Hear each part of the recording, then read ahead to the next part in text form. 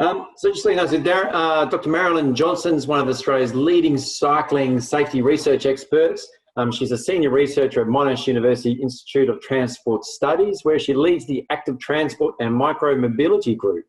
She's also the research and policy manager of the Amy Gillett Foundation and was a major contributor to the national campaign, A Meter Matters, that changed the road rules to improve safety and drivers and cyclists that share the roads in Australia. So welcome, Marilyn. I do love seeing you last few Monday mornings as I sort of join you in helping present these sharing the road safely. So welcome.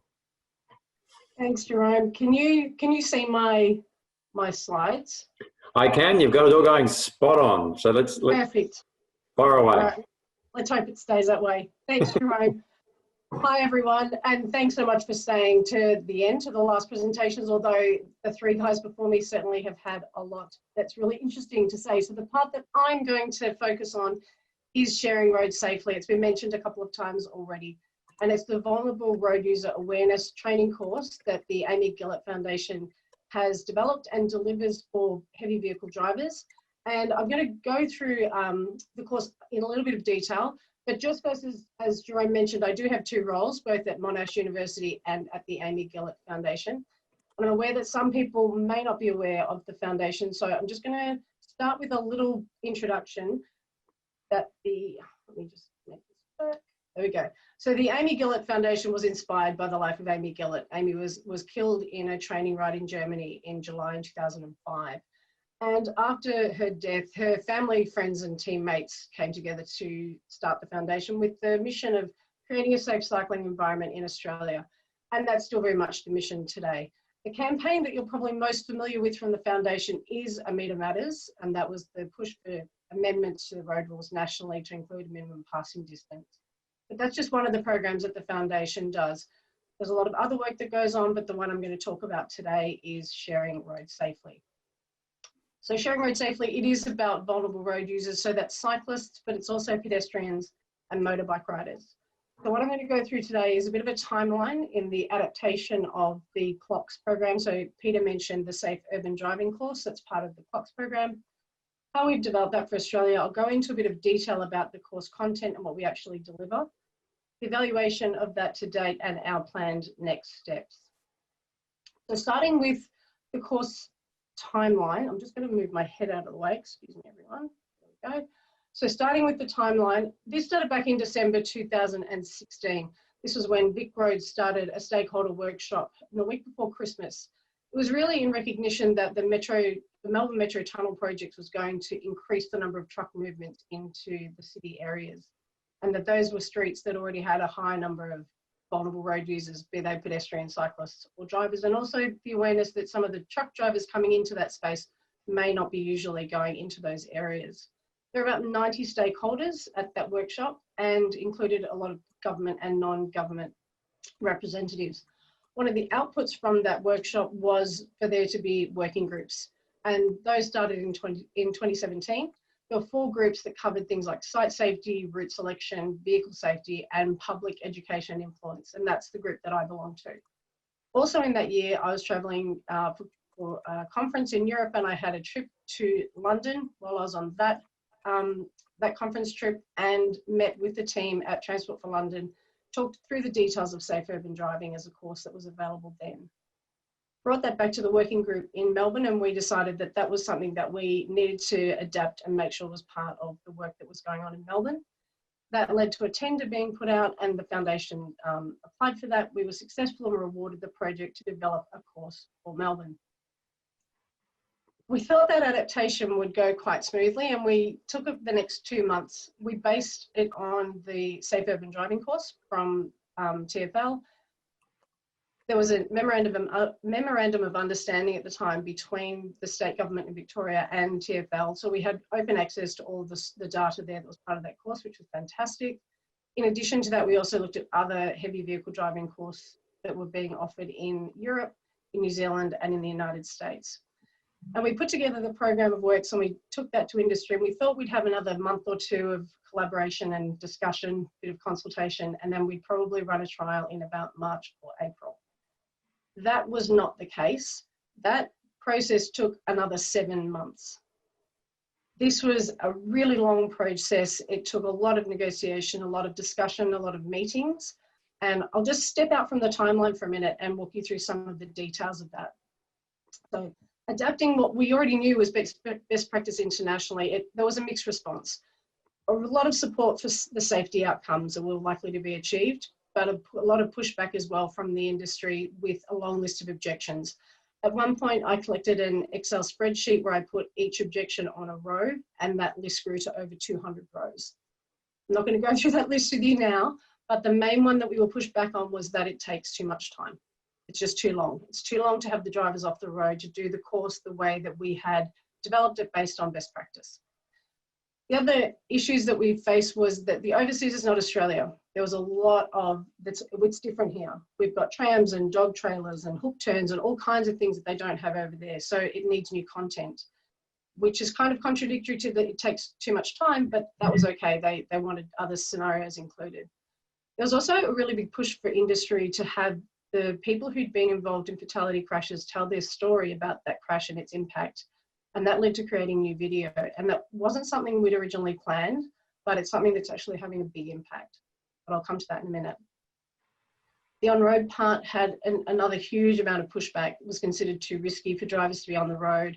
There was a lot of concern and discussion around insurance, who would pay, what would happen if there was a crash, if a driver was forced off the road, if they were injured. So that led us down another path with doing route safety assessments. So we have the routes audited before they go on the road. We do that in partnership with Safe Systems Solutions.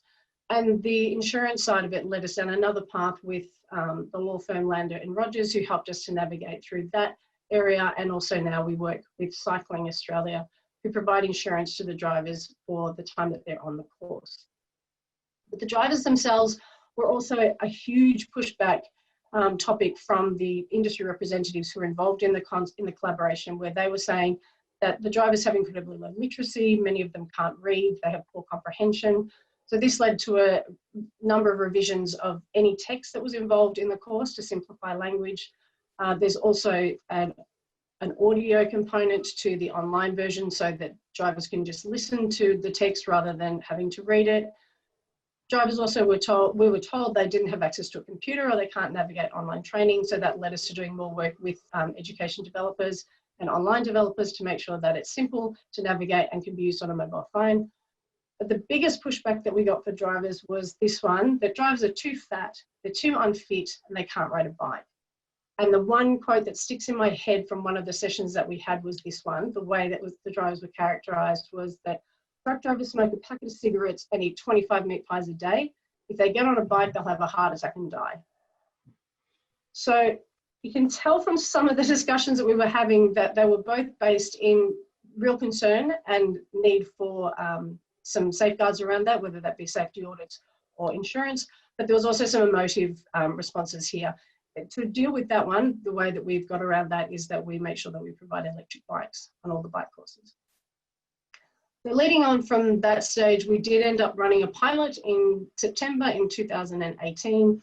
It led to some more negotiation back and forth and refining with the Victorian government, and we've been running Sharing Road Safely in Melbourne since February last year.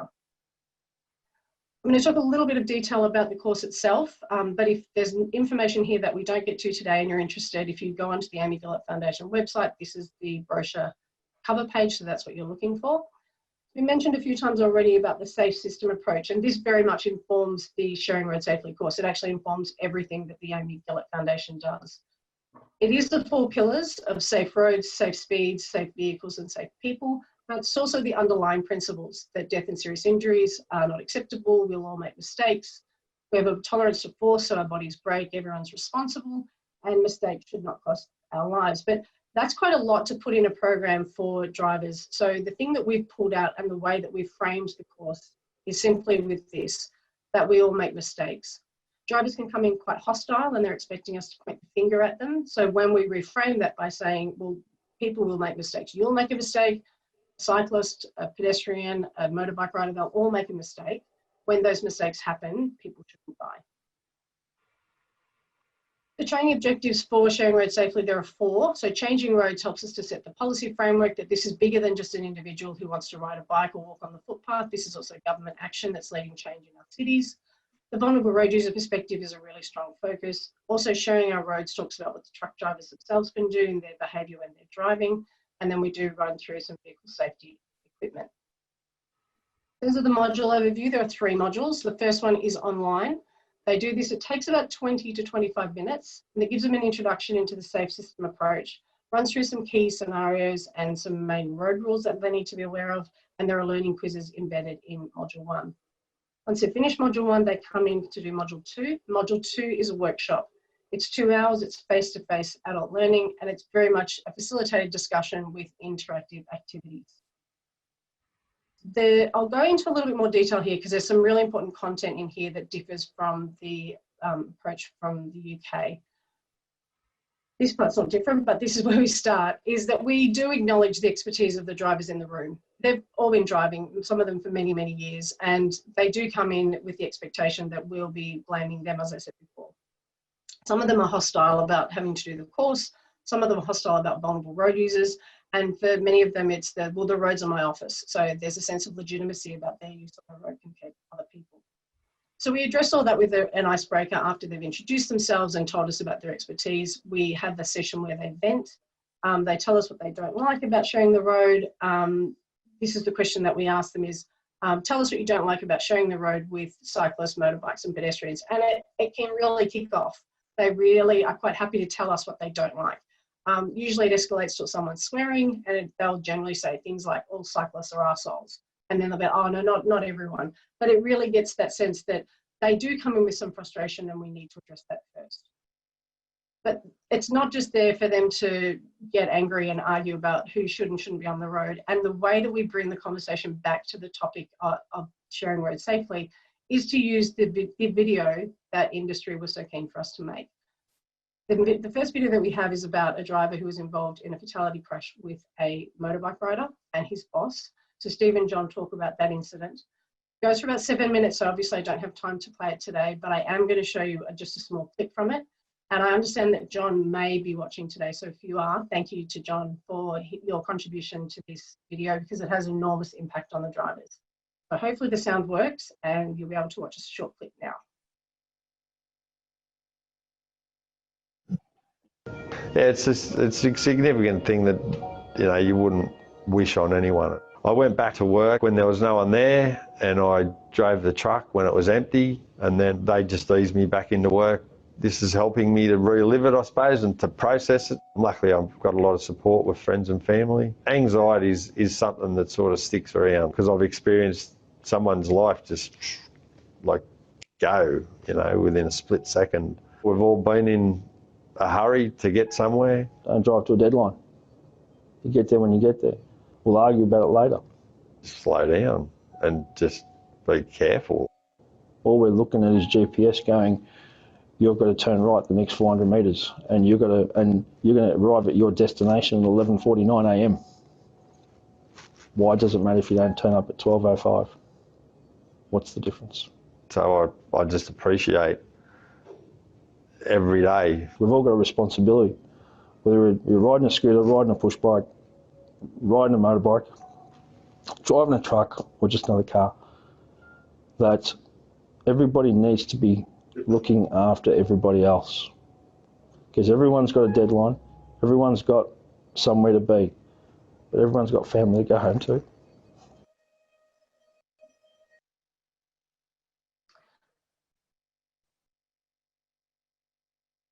So regardless of where the discussion's gone for the drivers, that video really pulls them back into the purpose of the day. And from there, we move on to a range of activities that they do. And there's a lot of interactive activities, there's a lot of facilitated discussion, and they talk about a range of different scenarios that they are likely to be involved in on the road where they're engaging with cyclists, pedestrians and motorbike riders. And they'll get together and they'll discuss what they expect the cyclist to do, or the motorbike rider or the pedestrian, what they should do, what doesn't work. And then they'll have a discussion around that as well. That activity actually then again starts to escalate discussions into the idea that the drivers are all doing the right thing and the cyclists are not. And so it's at that point that we play a second video, which is from Gary. Gary approached the Victorian government during the time that we were developing the course. His cousin Lawrence had been killed in a crash Lawrence was cycling, and it was a truck that was turning left quite slowly when he was killed. And Gary came forward and asked could he please contribute in some way, so we had him make a video as well. This one's a little bit shorter, but I've got a clip as well, so hopefully I've got time and I'll show it to you now.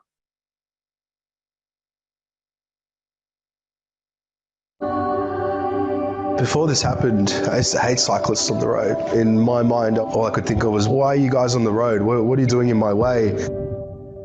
And to me, they just didn't belong on the road. The road's for cars, not for cyclists. I can't believe I used to have that attitude. Now all I see is a human being. Now when I drive around, I go out of my way to be as safe as possible. I'll slow down, I'll even stop and let them through.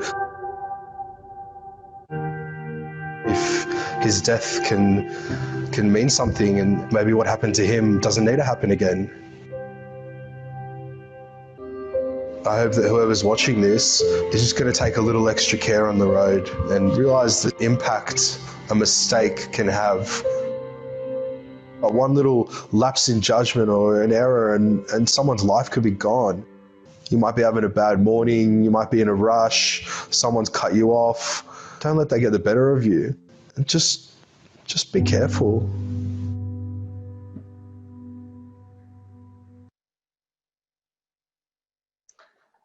Both videos really resonate with the drivers, and it really helps us to bring those discussions back into the purpose for the course. The next activity after this, and so the three videos were made completely independent of one another. Each of the drivers were totally unscripted, but the key message was the same from the three of them, and it's just slow down and be careful. And we hear that in the feedback from the drivers a lot, so we know that those videos are having an impact. The final activity is around the safe vehicle on the truck, and at the moment that includes the side under-arm protections, the mirrors, the cameras, and the signage on the back of the truck. We designed this activity so that it's really easy to add new technologies as they come in and become available, and we can swap that in and out depending on what might be required on a particular job or for a particular company. So that's module 2. Module 3 is the third part of the course, and in that module we take the drivers out on the road on bikes. They do the pre-designated route that's about 2 kilometres after they've done a skills check in an off-road area, so we make sure that they're safe to ride before they start. It takes them through public roads, and they're usually exposed to everything from sort of riding alongside parked cars or crossing tram lines. In the middle of the course, they stop, they get off the bikes, and they do an activity as pedestrians, where we get them to walk across 4 sides of an intersection, waiting for the pedestrian lights to change. And some of their signal phasing times are quite long. They get quite frustrated, but there's obviously the reason for that is for them to have the experience of what it means to be waiting for those lights and why someone might run across on them. It's also really valuable to do that and have the discussion. Our coaches talk them through what, one of the sites where we do it is next to a tram stop. So often you'll get pedestrians who will run across in front to try and get a tram that's approaching. So just give them that experience as well. So far in terms of delivery, there's some of the logos of the companies that we've had through the course to date, and it's across all of the major big build projects in Victoria. We've had about 1,000 drivers come through module 1. We've had a lot of delays this year due to COVID, and we haven't been delivering modules 2 and 3 all through the year, but we're back online now. So we've been delivering that since early November. We've had about 140 drivers go through module 2 and almost 100 drivers go through module 3. In terms of the evaluation of the drivers' feedback, we get really positive feedback from drivers across all the different measurements that we have. They find the training useful, they have a better understanding of the issues, and they do report an improved attitude towards vulnerable road users. It wasn't our plan, but we also find that after the course, drivers say that they're more likely, just slightly more likely to actually ride themselves. And we see the biggest increase there for riding for leisure, sport, or exercise. Common comments that we get are that the drivers actually want the longer ride. They kind of get back and they're a bit annoyed that they don't get to ride for longer, but that obviously is a change that we made way back at the start when we were doing those consultations with industry. They find it well presented, and we think it's high praise that they say that it's not draining, but they do say that they wish that this was delivered more widely, not just to other truck drivers, but to drivers more generally, and they often comment that it should be in schools. But the most common comment that we get from drivers all the time is, can I buy the bike? And that's particularly the case for drivers who get to ride the electric bikes. They actually really enjoy this part of the course. Lessons for us is that we're finding that we can create positive attitudes and perceptions of pedestrians, cyclists and motorbike riders, and that the on-road component is really essential. There is a difference in the feedback between those drivers who only do Module 2 compared to the ones who come along and do Module 3 as well. And the next steps for us is to continue to evaluate and improve the course. We have some funding from the Office of Road Safety to do a demonstration project of sharing road safely in 3 cities next year, assuming we can do that with COVID. That's in Sydney, Brisbane and Perth. And we also have funding from the ACT government to do a demonstration project in Canberra.